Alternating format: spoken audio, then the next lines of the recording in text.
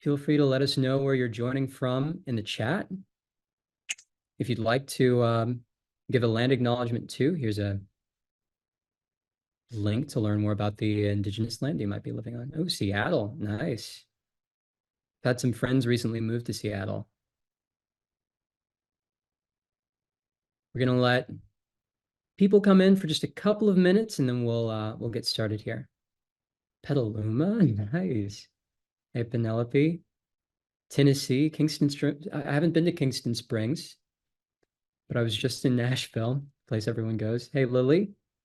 Kansas City represent. Barcelona, very cool. Got some international work. Berlin, Austin, St. Louis.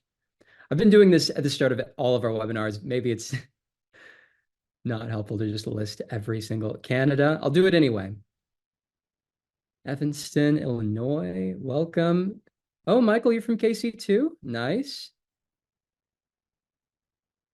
I'm so happy that everyone registered for this webinar. We've got a great one today. Really excited about this. This was definitely a super popular topic. So many people registered within just a couple of hours of us sending that email. New York City. Oh, I still need to make it to New York. Austin, Texas. Nice. Got some friends from there. Oh, not from there. In St. Louis, of course. St. Louis. Our ancient rivals. Okay. Well, welcome everyone. Thanks for joining us for this panel called All About the MLC. Are you getting all the royalty payments you should be? That is the question that we're going to answer during today's webinar. So my name is Fawn, my pronouns are they, them, and I'm the creative strategist and DEIA lead at Folk Alliance International. By way of visual description, I have brown skin, messy, curly, dark brown hair. I'm wearing a gray sweater, and behind me is a wall with some instruments on it. Before we begin today's webinar, let's just take a moment to note that we're joined today by folks from around the world and to collectively recognize the importance, complexity, and difficulty of offering land acknowledgements in the context of online organizing, creation, and collaboration. So I'm joining you today from the ancestral land of the Osage, Kansa, Kaw, Kickapoo, and Oceti-Sakowin nations, also known as Kansas City, Missouri.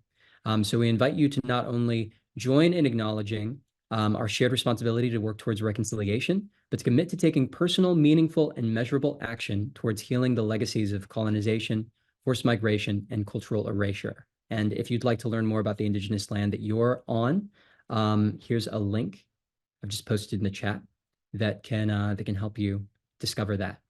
So without further ado, it's now my great pleasure to introduce our presenter for today's webinar, Serona Elton. Hello. So happy to be here with you today. So it is my pleasure to meet all of you. My name is Serona Elton. I am the head of educational partnerships at the Mechanical Licensing Collective. My pronouns are she and her, and by way of visual description, I have white skin, short gray hair, and my background is a virtual background that has a very healthy looking plant in it, as well as the MLC logo and looks like an office location. So it's my pleasure to be here with you. In addition to my work at the MLC, I'm also a professor. I run the music industry program at the University of Miami Frost School of Music, and I'm the author of a textbook used by many music industry programs called the Music Business Handbook and Career Guide. My authorship started with the 13th current edition. So it's wonderful to meet you all. I have a presentation to walk you through. I'm going to share my screen and show you some slides. And then I will come out of screen share and start tackling some questions. Remember, this is a Zoom webinar, which is a little different than a Zoom meeting. You have this option at the bottom called Q&A. And so that's for questions and answers. And that's where I really would love for you to put your questions. That's where I'm going to look when we get to that section of the session today for Q&A and questions and answers. I'm going to look at what's in there. I'm not going to be looking at the questions that might be in the chat, although Fawn might be, but generally speaking, best practices for a Zoom webinar is to use that Q&A feature. It's built exactly for that purpose. So please do pop your questions in there whenever they come to mind, and I will get to them at the end. And any ones I don't get to answer, I will give you the contact information for our outstanding customer support team at the MLC, and they'll be very happy to answer those questions for you. All right, so let me go ahead now and share my screen, and let's jump straight in. All right, this looks like you can see it now. Fantastic. Vaughn will let me know if you can't. So in a nutshell, right, like Serona, boil it down to me, tell me in, the time it takes to ride an elevator, what is the MLC? So even if you didn't read any words on this screen, you would be able to see dollars flowing into the MLC and dollars flowing out of the MLC. That is because we are a new organization created specifically to collect and pay out a particular kind of music royalties. So let's dive deeper, right? Where are we collecting this kind of money from? We are collecting royalties, I'll explain what kind in a minute, from United States digital service providers. That's DSP for short. These are digital music services operating in the United States that make music, audio-only music, available for interactive streaming and downloads. We're going to unpack what all of that means. We're going to define what an interactive stream is so that you know what I mean. But the quick preview to that is companies like, or services like Spotify and Apple Music, for example, the US versions of those. We collect royalties from those services. The royalties are called digital mechanical royalties. That's the kind of royalties we collect, digital mechanical royalties. I'll explain that too. And then we pay those out to certain kinds of rights holders, which many of you probably are. And by that, we're talking about rights holders on the music publishing side of the business. So music publishers, publishing administrators, and what we call self-administered songwriters. Those are songwriters handling their own music publishing, and that's who we pay this money out to. So soak that in for 1 second while I grab a quick swig of water. I'm battling a minor cold. Sorry about that.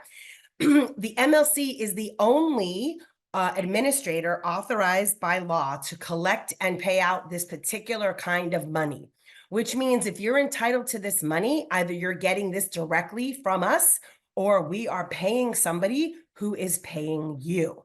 So let's unpack all of this in a lot more detail. Firstly, it can be really good to just cover a couple basics.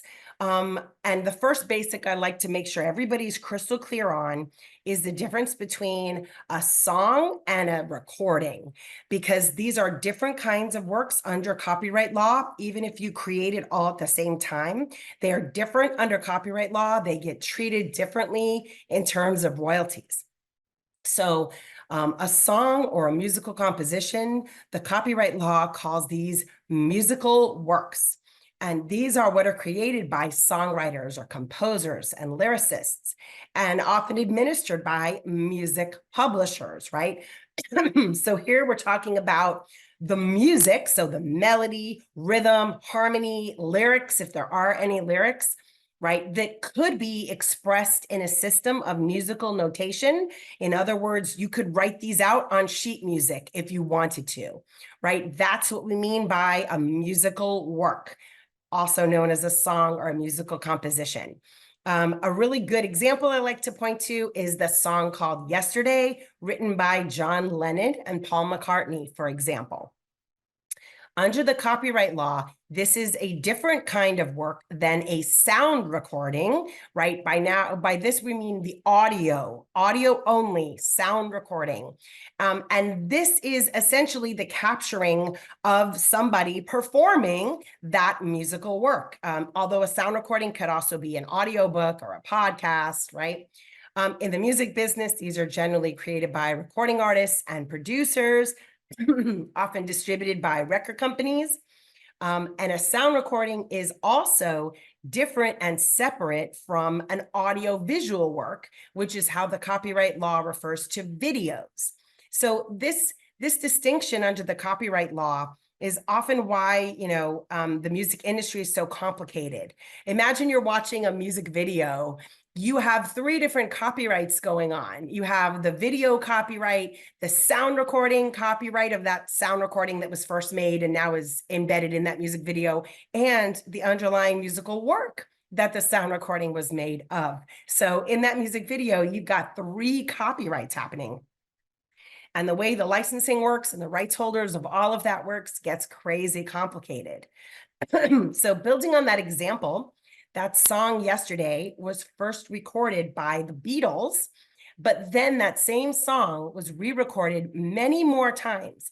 Elvis Presley, Aretha Franklin, Frank Sinatra, and I think by this point, thousands of other artists have all made sound recordings of that one musical work. So that it's important to understand that one-to-many relationship. You could have one song related to many different musical works. And mechanical licensing exists in the intersection of that song and that sound recording. That's where mechanical licensing lives. So in the music industry, we also use some terminology that is sometimes maybe misunderstood. And it can all kind of tie back a bit to some of the rights that the copyright law grants. So if you are the owner of the copyright in a musical work, the copyright law actually gives you 5 different exclusive rights as a musical work copyright owner. And when we talk about different kinds of licensing in the music business, we are usually talking about certain kinds of usage that connect back to those particular 5 rights. And so when we're talking about mechanical licenses, particularly the way we use that terminology in the US, when we talk about mechanical licenses, we're talking about the granting of permission to reproduce and distribute. Those are 2 of those copyright rights, to reproduce and distribute that musical work into sound recordings that are then made available as physical or digital records. That's what we mean when we say mechanical license. Under the copyright law, there's also a separate right, which is a performance right, the right to publicly perform a work. And when we talk about performance licenses, we're talking about the right to publicly perform a work, which is different than the mechanical rights, or mechanical license connects back to the right to reproduce and distribute. So this slide just gives you a bit of a connection between copyright law and the licensing terminology we use in the industry. So let's build a bit more on that and talk about scenarios where a mechanical license is needed. So we've needed mechanical licenses and have generated mechanical royalties for physical records since the beginning, almost the beginning of time, with respect to when records first came into existence. This actually even goes back to piano rolls that predated records. And so from a physical record perspective, we still have vinyl, still have some CDs. I've heard cassettes are making a bit of a comeback. I don't quite understand that, but so it is the case and has been the case that when a record company is going to put out a physical product, like a CD or vinyl, they have to secure a mechanical license and they generally pay mechanical royalties. That is still true. That has not changed. It's been that way a very long time. Then we moved into the digital era and we started selling permanent downloads, right? So permanent download is when you buy that download and it's yours forever. That's what we mean by permanent. You can listen to it a gazillion times. You can move it from one device to the next. I've got a whole drawer of every old iPod I ever owned. One day I'll donate them to the Smithsonian maybe. But a permanent download is yours forever. You can see it in your list of files, right? When a permanent download is made, a mechanical license is needed and mechanical royalties are paid. And then we moved into the streaming era. And now we see that word again, interactive streaming. So let's define that now. You guys are all music industry insiders. So you have to understand that not all streaming is equal. There's different kinds of streaming. And the reason we make the distinctions is the copyright law treats these different kinds of streaming differently. So interactive stream, that's the terminology, comes out of the copyright law. That's another way of saying an on-demand stream. So on demand or interactive means you get to decide exactly what recording you're going to listen to. So if I go on Spotify or Apple Music, for example, I can go find my favorite track and press play. I, as the user, I'm in charge of what recording I'm listening to. Let's contrast that with something called a non-interactive stream.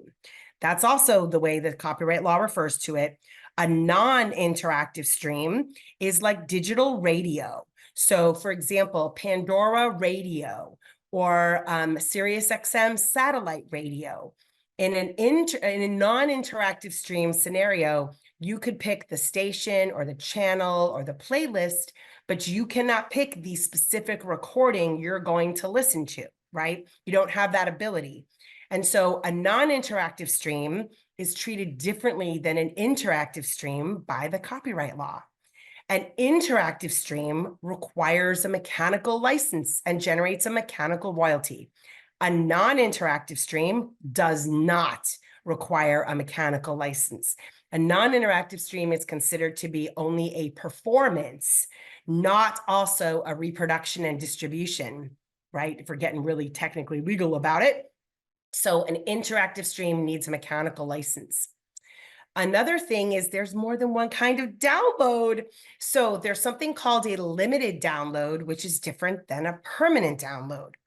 A limited download means that a download is technically happening, but that it doesn't last forever. It's limited somehow. Maybe it's limited in terms of how many times you can listen to it or how long you can listen to it for. So the most common example of how you might have already interacted with a limited download is if you are on Spotify and you've decided that you want to have your playlist you're listening to available for offline listening. There's usually a little button that you can toggle at the top of the playlist that says, I want my playlist available for offline listening. That means that you can still listen to that music even when your device is not connected to the internet. So how exactly do you stream to a device that's not connected to the internet? Through a limited download. When you toggle that button, what actually happens is all that music is downloaded to your device. Those digital files are downloaded to your device, but they don't act like permanent downloads, right? You can't go find them in your list of files and move them from folder to folder, right? They don't work like a permanent download. They're limited. You could only access them through that Spotify playlist while your Spotify, membership or profile is active. So they're limited. So those also require a mechanical license. So when it comes to streaming, we lump interactive streams and limited downloads together because those limited downloads get treated the same as interactive streams for royalties and licensing purposes. And all of that gets lumped together, and we're required to have a mechanical license and generate mechanical royalties for that kind of use as well. All right, let's keep going. So check out this diagram. It is on our website. Fawn might drop a link to that in the chat. But if you go to our website, themlc.com, under the resources menu option, it'll say digital music royalties, and you will get to a page where you can find this diagram. There's also an animated video that explains it and some text below it that explains it. So I'm not going to take up the whole webinar now going through this, but I'm going to give you a couple of tips about what this diagram is showing you and how to read it, and then you can check it out later. This is really helpful for making sure that you are not missing out on a category of royalties, okay? So first thing, before you even start looking at the rest of the diagram, is you have to look at the legend up in the top right. And what you find in this legend are the 4 digital uses of music only. This is audio only uses. Nothing to do with video is on this diagram. That would need a separate diagram, and I just haven't gotten around to creating that yet. So this diagram is designed to show the 4 different ways that royalties and revenue flows from a digital music service to the rights holders. That's what this diagram is showing you. And you start in the top right and you see interactive streams and limited downloads are on the first row. You see permanent downloads are on the second row. And then you see non-interactive streams are on the third row, okay? So this diagram is showing you for those 4 different uses of music only, no video here, how does money flow from the digital services to the rights holders?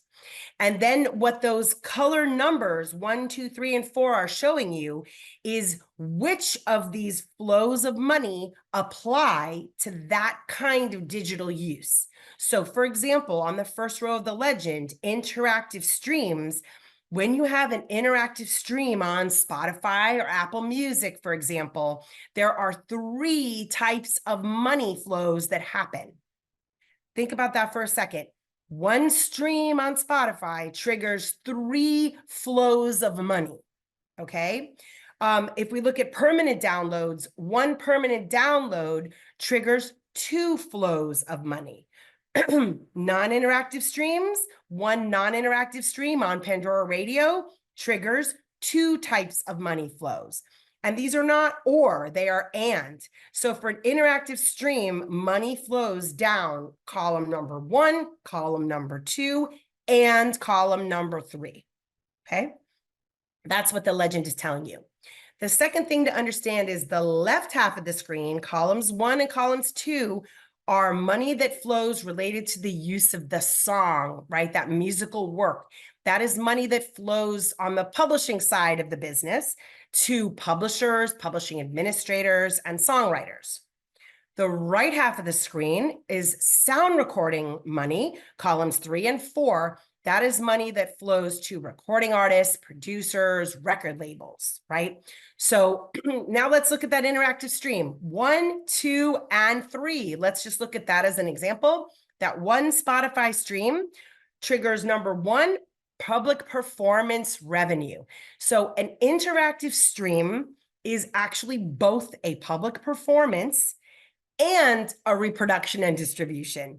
That interactive stream on Spotify triggers public performance royalties and mechanical royalties. So Spotify pays ASCAP, BMI, CSAC, Global Music Rights, and there's a new one called All Track that you should check out as well. Every single songwriter needs to be a member of a public performance PRO, Performing Rights Organization. If you're in the US, these are the 5 in the US. If you're outside of the US, there will be different ones in your country that you should look into. Maybe just one. Some countries have more than one. But if you are a songwriter, you need to be a member of a PRO in your country. Okay, all of you need to do that. And then the way that model usually works is those performing rights organizations, those PROs, typically pay out half of the money to the music publisher and half of the money to the writers. And if you are your own publisher, where you're getting both of those halves, right? You're getting all the money. So if there's a stream on Spotify, Spotify will pay all those PROs and they will pay publishers and writers directly. The second flow of money is number 2, that comes to the MLC. That's the mechanical royalty. So Spotify pays the MLC, and then the MLC is generally paying the music publisher. And then the music publisher pays the songwriter. Or we pay the publishing administrator, who then pays the publisher or songwriter.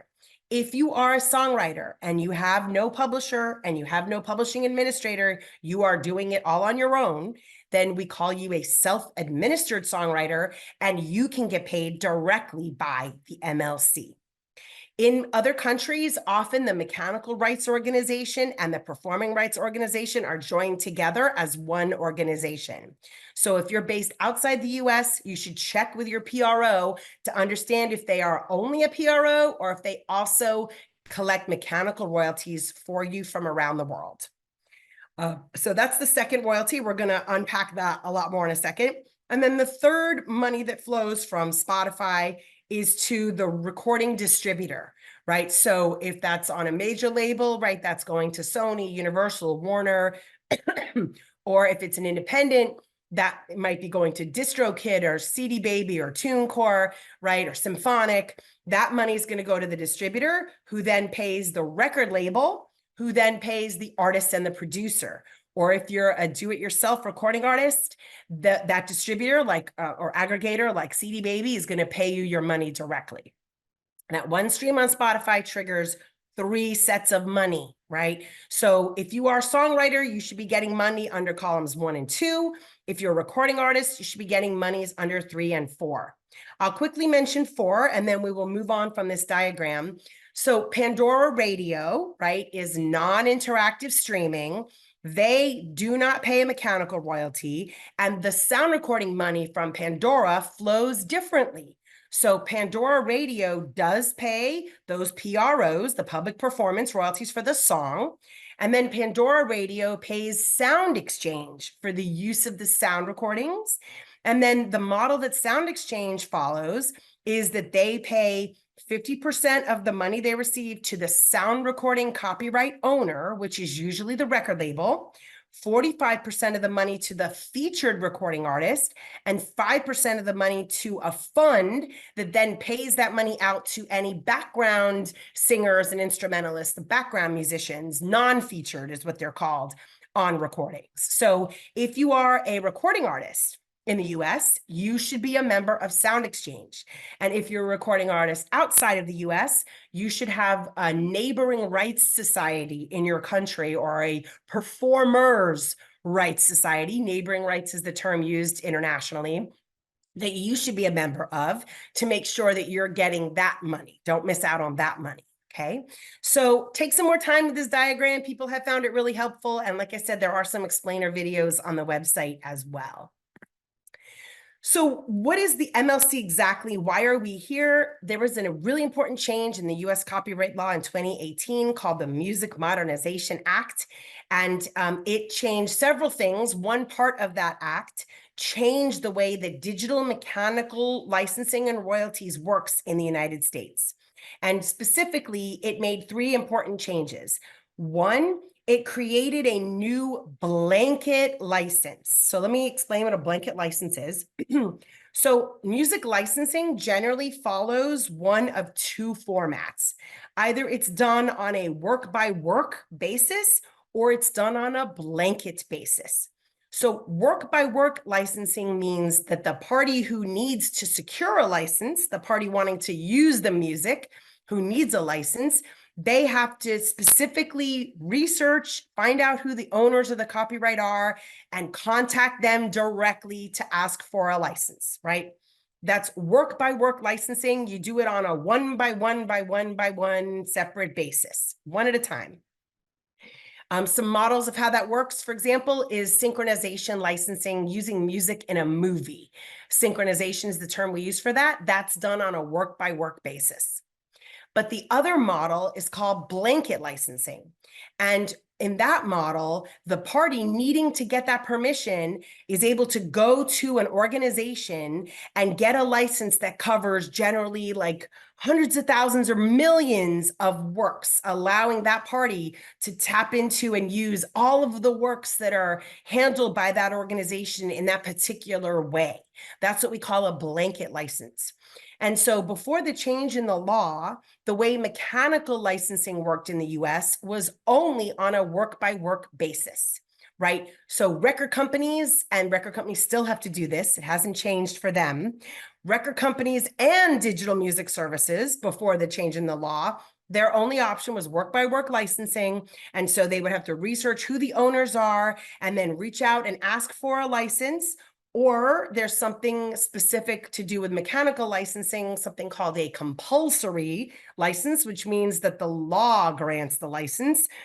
They could rely on the compulsory licensing provision of the law, but they still had to do it on a work by work basis.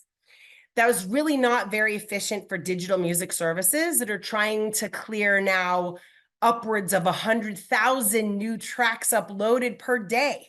Right? The latest figures out of Spotify, I think, say more than 100,000 new recordings are uploaded to the service per day. So that work by work model was not working, pun intended. And so the law said we need to create this alternate approach, this blanket licensing approach for digital services to make this a lot more efficient. So it created a blanket compulsory mechanical license. But when you follow that blanket model, you have to have an organization that is authorized to administer or grant that kind of license. So the law also said we need to create a central organization, a mechanical licensing collective, specifically to administer this new blanket license, which in a nutshell means handling the paperwork and collecting and distributing the money, right? So this model is not brand new. For example, ASCAP, BMI, CSAC, Global Music Rights, all the PROs operate under a blanket approach, right? They grant one blanket license and collect royalties and then pay those royalties out. The MLC works similarly from a blanket license perspective. Our license is a little different. It's granted by the law, not by the MLC, but the concept is the same. It's a blanket license. And the law also required that we create a publicly available database so that everybody can see who the publishers or publishing administrators are on every musical work and what their relative percentage share of ownership is. So what does the MLC actually do? And what do we not do? What we found was when we were explaining to people, hey, we're the new kid on the block, this is what we do.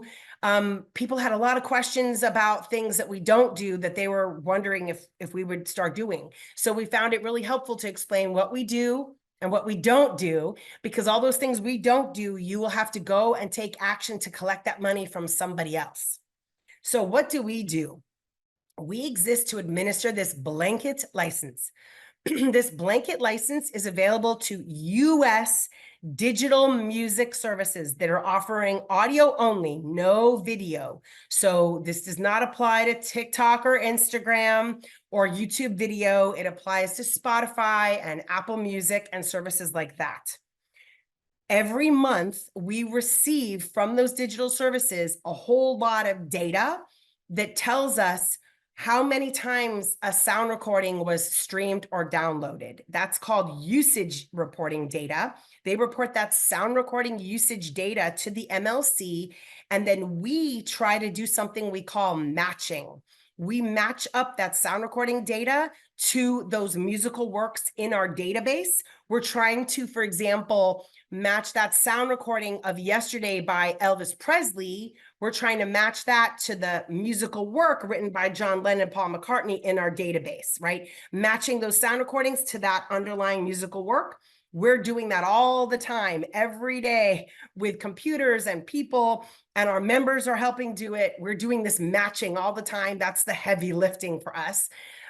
And we are collecting royalties from these digital services and making those matches and paying those royalties out to the rights holders of those songs. So in my example, we are paying the publishers for John Lennon and the publisher for Paul McCartney, who would then pay John Lennon's estate and Paul McCartney directly, right? That's what we're doing all the time. And we have this public database that anybody can search. I'll talk more about that in a minute. Here's what we don't do, right? So this is money you could be missing out on because it does not flow through the MLC. So we have nothing to do with public performance royalties. Remember, when a stream happens on Spotify, they do pay those PROs, but you've got to go join a PRO to collect that money. None of that money flows through the MLC. The money that flows through those PROs is separate. So that's a whole separate set of activities that publishing administrators and publishers and self-administered songwriters have to handle with their PROs, separate from what you will do with the MLC. So we are not replacing any PROs. We have nothing to do with digital performance royalties for sound recordings. We do not replace Sound Exchange. Sound Exchange still does what they do. And if you're a recording artist, you need to be signed up with them if you're in the US. That money is separate from the MLC. Registering your sound recordings with Sound Exchange is completely separate from registering your songs with the MLC. We have nothing to do with mechanical licensing or royalties for physical products like CDs and vinyl. The copyright law does not allow us to be involved in mechanical licensing for physical products. So I'm afraid we have nothing to do with that. So if you are a songwriter of songs that are ending up on physical products, what should be happening is the record labels putting out those physical products, or the independent artists need to secure and pay mechanical royalties directly to the publishers, or the publisher's agent, like the Harry Fox agency, for example, collects physical mechanical royalties on behalf of the parties it represents. We have nothing to do with video, okay? So when we use the term mechanicals in the US, it means audio only. Video use, whether you're talking about video in movies and TV and streaming on, Netflix and Amazon Prime, or whether you're talking about videos on TikTok and Instagram, there is a public performance involved, there is a synchronization involved. None of that flows through the MLC, okay? And frankly, that's not really centralized. There is no one organization that grants sync licenses the way PROs grant performance licenses and the way the MLC administers mechanical licenses. So that is rather a disjointed way to collect that money. That could be a whole separate webinar, but that money does not flow through the MLC. And lastly, the MLC is not authorized by law to collect royalties from outside of the United States. We only administer this blanket license granted by the US copyright law. We do not collect from Spotify in France or Canada, for example. That money flows from those digital services outside of the US to the mechanical rights societies in those countries. And then those mechanical rights societies pay whoever has registered the songs with them. So we are not able to collect that money for you. You are going to have to, if you have that money, you think waiting for you outside of the US, your options are to sign up with a publishing administrator in the US that is able to collect that for you overseas. If you are a publisher, the Harry Fox agency can collect that money for you from overseas, or you could contact those mechanical rights societies directly and collect from them. That can be complicated because they're not likely to pay you in US dollars. Or you could perhaps even talk to a mechanical rights society outside the US, like in the UK, it's part of PRS for music, and see if they could collect that for you from all over the world other than in the US. But we are not able to help you collect that money from overseas. I'm afraid the law does not allow us to do that. So hopefully this has helped answer a lot of questions. We're almost done with the presentation. Hang in there. Our public search is on the website, themlc.com. Top right, big yellow button says public search. You don't need a login or anything to do that. So just go ahead and search to your heart's content and see, make sure your songs are in there. If you are published by a publisher, they should have registered them for you, but you can look and make sure that they're there. So who should become a member of the MLC? So any music publisher in the US that's doing their own administration needs to become a member of the MLC. Publishing administrators are members of the MLC. So for example, companies like Songtrust is a member of the MLC. CD Baby has like a publishing, collection of mechanicals that it also offers as an additional service beyond just digital sound recording distribution. They are members of the MLC. Mechanical rights societies outside the United States are members of the MLC. So we pay those mechanical rights societies outside the US, and then they pay their members in their country. So some of you that might be self-administered songwriters based outside the United States, if you have a really great mechanical rights society in your country, it may be that we will pay them and then they will pay you. But if you're a self-administered songwriter in the US, then you may need to become a member of the MLC yourself, right? So let's talk about who should and who should not join as terms of if you're a songwriter. So I'll say this again, if you are a self-administered songwriter, that's your default position, right? All songwriters generally start off as self-administered. That stays the case until you sign a contract with a publisher, until you enter into a publishing contract, or you sign up with a publishing administrator to administer the song for you, right? If you've never done a publishing deal and you've never signed up with a publishing administrator, then you are self-administered, which means you are acting as your own publisher, and you should become a member of the MLC. But if, let's say, all of your songs that are out there and been recorded and are on digital services, if they're all being handled by a publisher or a publishing administrator, you will not become a member of the MLC. Your publisher or your publishing administrator is the member of the MLC. We pay them and then they pay you. So it is not the case that every songwriter should join the MLC. It all depends on whether you are acting as the administrator of your songs or not. And sometimes some of you have been doing this a while, and maybe you had a publishing contract and you wrote 20 songs, and those 20 songs are still administered by that publisher. But then that deal expired, and now you've written an additional 15 songs that you self-administer. No problem. You will join the MLC. You will register those 15 songs that you self-administer, but those first 20 that you wrote that are being handled by a publisher, that publisher will register those songs, collect that money, and then they will pay you, right? So ultimately, the MLC pays the party handling the publishing. That's the simplest way to think about it. And maybe that is you if you are acting as your own publisher and there's no other publisher or publishing administrator in the mix. How do you join? You go to our website, themlc.com, top right again, a big blue button that says connect to collect. That means become a member of the MLC. We walk you through a bunch of screens, ask you some questions. There is no fee to join. It is free to join, no cost, okay? And also something that's really cool because of the way the copyright law was written, when we collect $100 in royalties, we pay out $100 in royalties. We don't keep any portion of that money to pay for our operating costs. All of the PROs keep a percentage of that money. Sound Exchange keeps a percentage of that money. That's the normal model. There's nothing wrong with that. That's how they operate. But the copyright law actually makes the digital services separately pay our operating costs separately from the royalties that they pay us, which is really cool. So it's no cost to join, and there's also no money taken out to pay our operating costs.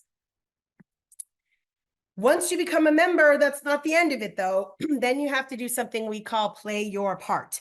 That means you need to register your songs with us. This is separate from registering them with your PRO. And if you're a recording artist, this is separate from registering them with Sound Exchange. It is an additional separate registration.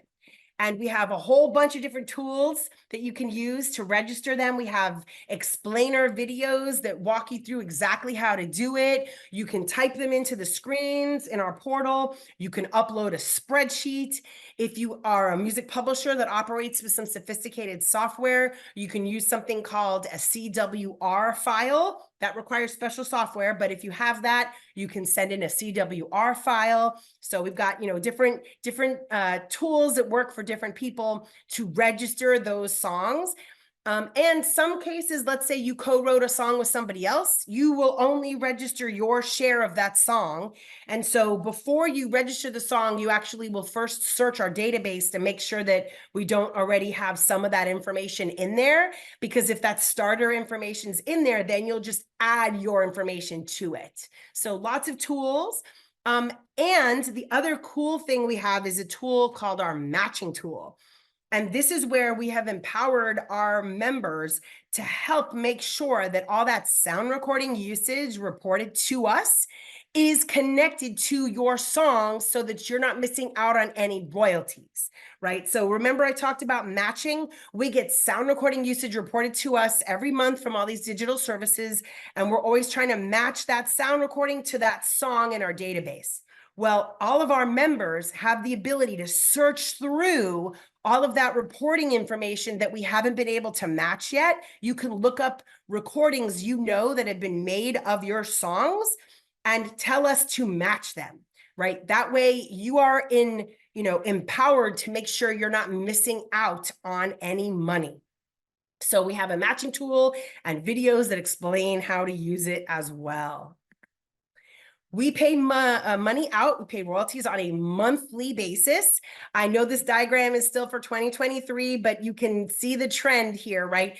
There's a 75-day lag from when the usage happened until when it ends up on our royalty statement. So for example, if a stream happens in January, it will end up on the April royalty statement. And even though I have to update this, we have to update this on the website, that's not changing, right? So usage in January ends up on the April royalty statement. A usage in February ends up on the May royalty statement. And during that time, there's a whole bunch of data moving and money moving and matching going on. And so that's why it's not instant, okay? But this is on our website. We have a whole page that explains this. Fawn might drop that in the link. If you were to go to our website to find it, themlc.com, there's something that says how it works. And then there's a menu option called blanket royalties. And you will find this little diagram there, plus some additional information up there. So you can find that on our website, royalties on a monthly basis. So do check that out. We have paid out more than $1.5 billion, that's with a B, since we first started issuing royalty statements in April of 2021. That is not a lot of time to pay out that much money. We are super proud of that. So you might be thinking, okay, wait, like this is all new to me. Have I missed out on that money already? Like, is it too late to go backwards in time? And I have really great news for you. It is not too late to go backwards in time. So let me explain 2 different time periods of royalties that we pay out. So we are so new. This new way of doing things under the copyright law went into effect January 1st, 2021. That's when this new blanket license went into effect.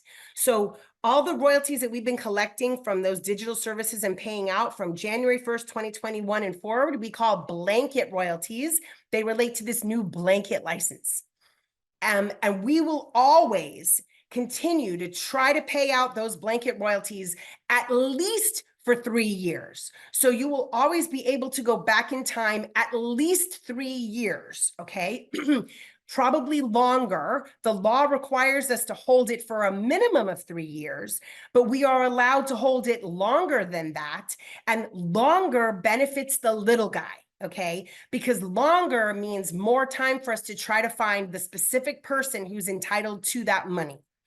At some point in time, though, the law will require us eventually to take any money we have not been able to pay out yet and then pay it out to all rights holders who were entitled to mechanical royalties during that time period on a proportional basis. Sometimes that's called a market share basis.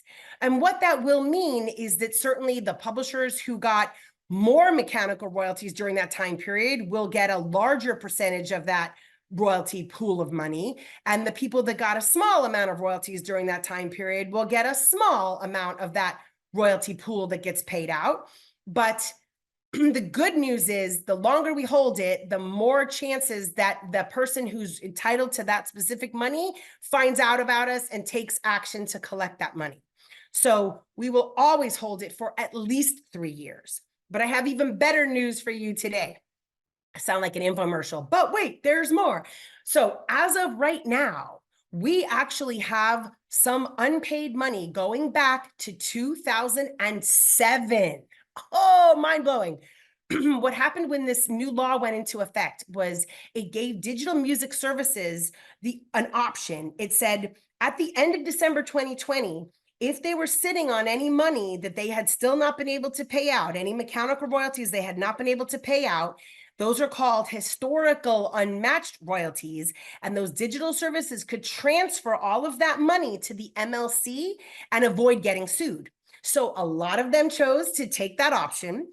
They transferred about $426 million in royalties to the MLC, some of it going back all the way to 2007. And we call those historical unmatched. They're marked on your royalty statements with a little HU, so you know where they're coming from. And we started, it took a while. They gave us more than 4,000 data files that were a hot mess. We had to clean all the data up and get it into our systems and try to start matching it. And we started paying out that money in summer of 2022, and we've been steadily paying it out ever since. So it is still not too late to go way back to like the beginning of the streaming services. We might have money for you going back to 2007. Now, at some point, probably towards the end of this year, we will start getting close to a time period where we have to say, last call to go back beyond a certain number of years. We're not there yet. That has not yet been decided. Once it is decided, we will publicize it everywhere. We will scream it from the rooftops. It will be in our monthly member newsletter and all over social media. And we'll be working with organizations like this one to help get the word out. Like last call to go back, beyond 3 years or further, but we're not there yet. So it is not too late. You might still have money going all the way back to 2007 potentially. So don't delay, jump on that now. Lastly, because we won't have a ton of time for questions, although I'm really hoping I answered a lot of them with the presentation, you can reach out to us for anything, any questions, whether you're a member or not.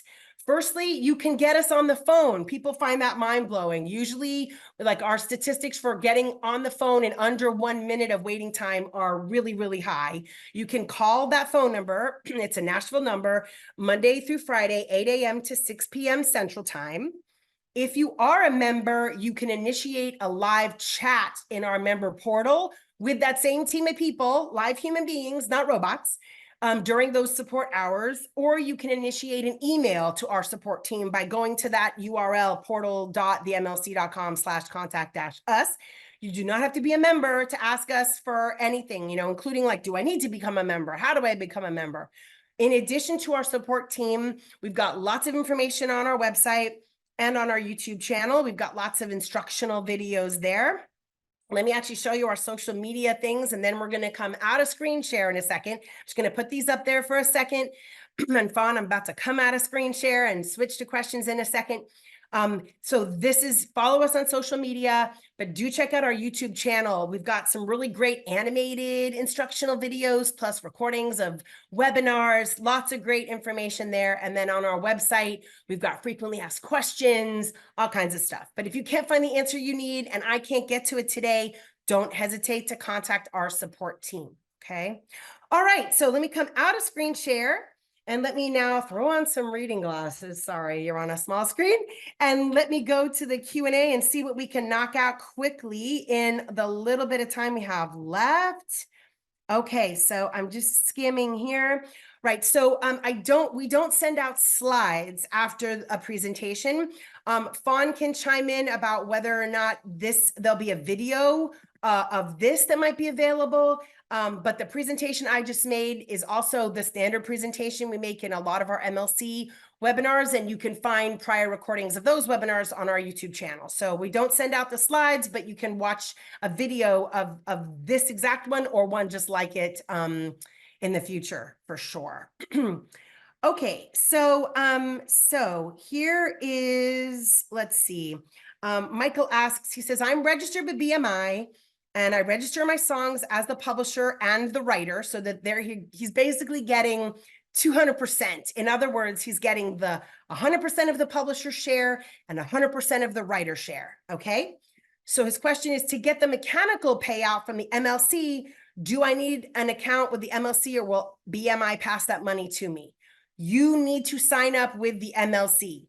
BMI does not pay mechanical royalties, and neither does ASCAP or any PRO. The PROs pay performance royalties in the United States. They do not also pay mechanical royalties. So, Michael, you will need to become a member of the MLC because you are acting as the publisher, and you will claim 100% of your work as the publisher with the MLC, and the MLC will pay you. And that's separate from registering those songs with BMI. Somebody else asked, Chloe asked, is Songtrust a publisher or administrator? Yes, they are. If you have signed up with Songtrust, what you have done is authorize Songtrust to be your publishing administrator. And that means you are not self-administered, but instead you are administered by Songtrust. Songtrust will register your songs with us. We will pay Songtrust. Songtrust will pay you. If you're not sure if they have registered your songs with us yet, you can search the public database, see if your song is there. If you have signed up with SongTrust and your song is still not registered with us, you need to ask SongTrust when they are going to register it with us. Usually there is a bit of a lag, but our registration time is usually under a month, usually under 3 weeks to register a song with us. So if it's been longer than that, you should follow up with SongTrust to find out when they're going to get those songs registered with us. Okay, so somebody else was asking about the Harry Fox Agency and music reports. Matthew's asking this question. So people do wonder, you know, where do they fall? How does this all work, right? So firstly, the MLC is a separate organization from HFA, or the Harry Fox Agency, and music reports, or MRI. Those are their acronyms. MRI and the Harry Fox Agency, HFA, are both private companies that provide a variety of different kinds of licensing services, right? So the Harry Fox Agency, historically, its primary business was acting as an agent on behalf of publishers. Publishers would choose to affiliate with HFA and authorize HFA to act as their agent, granting mechanical licenses on their behalf, collecting mechanical royalties on their behalf. Over time, HFA expanded as a company to offer additional business services and started also offering services to companies like Spotify, helping Spotify secure mechanical licenses, right? Acting on their behalf, which is different than the division that acts as an agent for publishers. Spotify no longer is involved in handling compulsory mechanical licenses for streaming, right? That's one thing the HFA agency no longer does. That is done exclusively by the MLC. Other companies, not Spotify, other digital services had hired MRI to secure compulsory licenses for them. MRI no longer can secure digital compulsory licenses. That work shifted to the MLC. However, HFA and MRI continue to do a whole lot of other kinds of licensing. They can do voluntary mechanical licensing. They can do all kinds of other licensing. They just cannot do blanket compulsory mechanical licensing. So they still exist. A lot of publishers still work with them.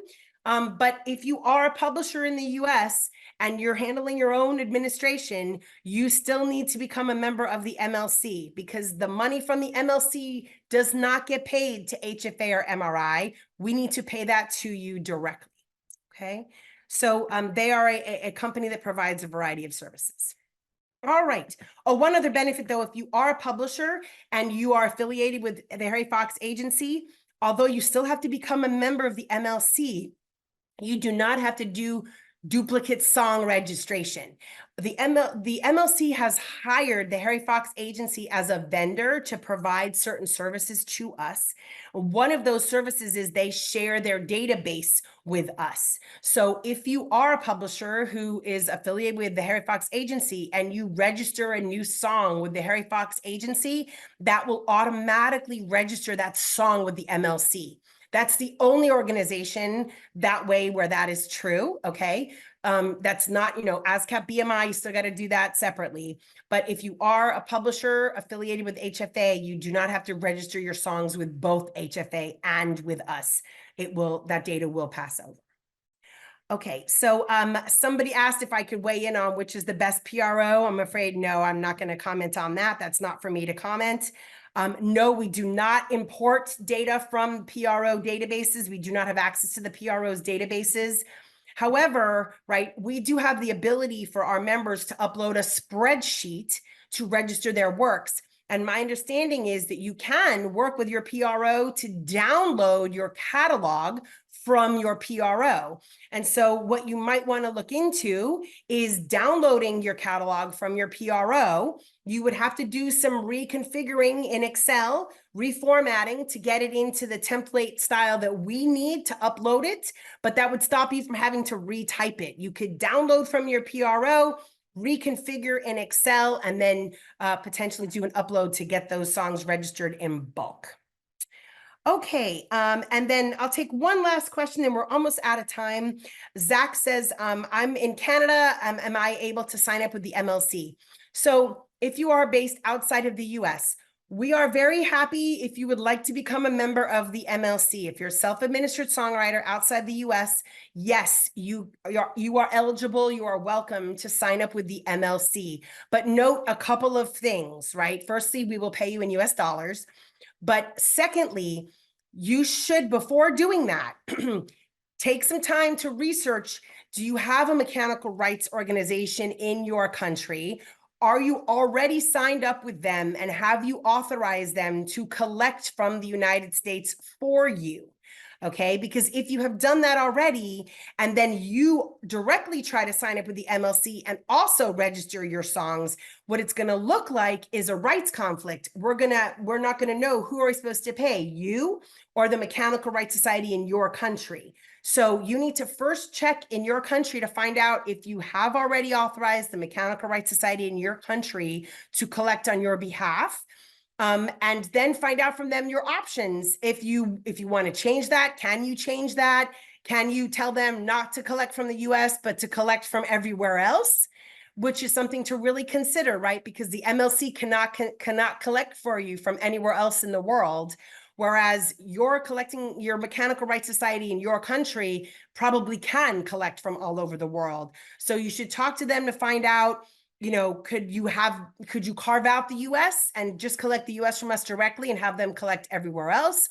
Or do you have to do like everywhere or nowhere? You need to talk to them about that first, so that then you're fully informed of your options and the situation. And then if you still decide it makes sense to join the MLC, that's totally fine. And we're happy to do that. So sorry I couldn't get to your other questions. Please do look on our website and on our YouTube channel, see if you can find the answers. And if not, certainly reach out to our support team with those questions, and I'm sure they can help find you answers. Fawn, are you coming back to wrap it up? Yes, here I come. Wow. Oh my goodness, that was so much information, so much useful information. It's incredible how many questions we have. Sorry we weren't able to get to all of those, but let's please just give a warm thanks to Serona and the MLC, the sponsors of today's webinar. Pleasure. My gosh. I'm kind of speechless. That was just so much incredibly important info. For everyone who's asking, there will be a recording of today's webinar available on our YouTube channel. As soon as this webinar is over, it'll take a little bit for the video file to process and for me to get it up on YouTube. So maybe in like 2 or 3 hours, you can watch this again.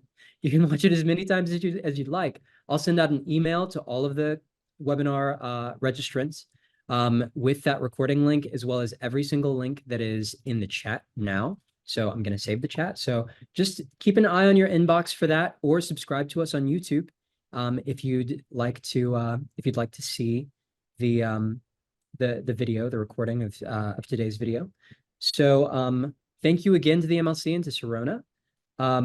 This webinar and all of the resources that we're able to provide free of charge to our members and to our non-members who might be joining us is made possible by donations from people just like you, from folk musicians, folk community members, fans of folk music. So if you'd like to support our work and continue to make amazing webinars like this possible, please consider donating. You can go to folk.org/donate to do that. Also, becoming a member really helps as well, which has some cool benefits.